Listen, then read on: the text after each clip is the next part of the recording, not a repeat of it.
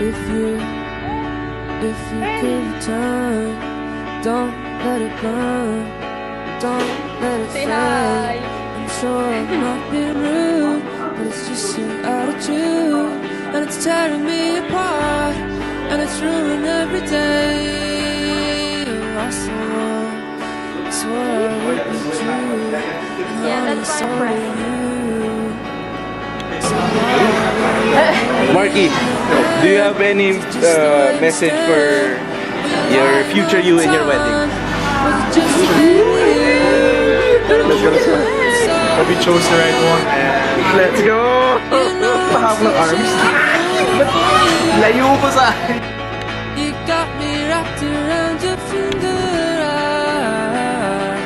Do you have to let it linger? Do you have to?